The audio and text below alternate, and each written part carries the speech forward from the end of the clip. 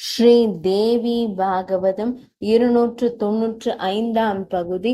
3 வகை திருநீரும் முக்குறி திரிபுண்டரம் தரித்தரும். நாரத முனிவரே, இந்த விபூதி சாந்திகம், பௌஷ்டிகம், காமதம் என 3 வகைப்படும். பசு சாணத்தை போடும் போது நிலத்தில் விழுமுன் கையில் எடுத்து பிரம்ம மந்திரம் ஓதி பஸ்மமாக்கப்படும். விபூதி சாந்திகம் எனப்படும். பசுவின் சாணம் நிலத்தில் விழுமுன் அதை பெற்று பிரம்ம மந்திரம் ஓதி பஸ்மமாக்கப்படும். விபூதி சாந்திகம் எனப்படும்.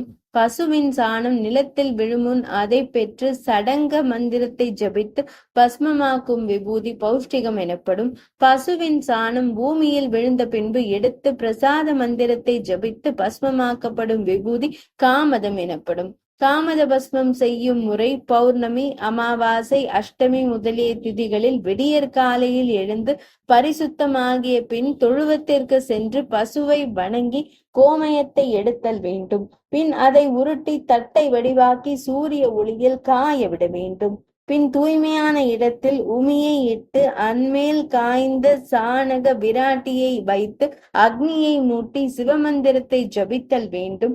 அதன் பின் அந்த பஸ்மத்தை எடுத்து புதிய பாத்திரத்துள் வைத்து அதனுள் தாளம்பூ, பாடலி புஷ்பம், வெட்டிவேர், சந்தனம், குங்குமப்பூ, பச்சை கற்பூரம் முதலியவற்றை சத்யோஜாதா மந்திரம் ஜபித்து சேர்க்க வேண்டும்.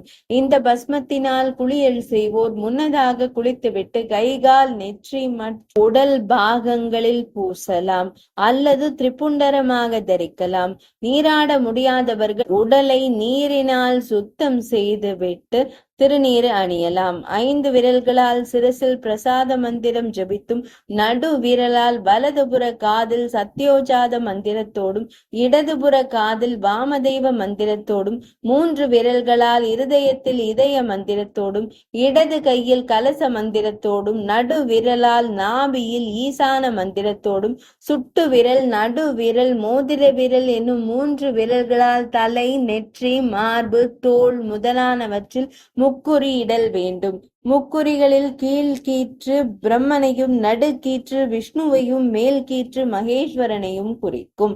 295 பகுதி நிறைவடைந்தது.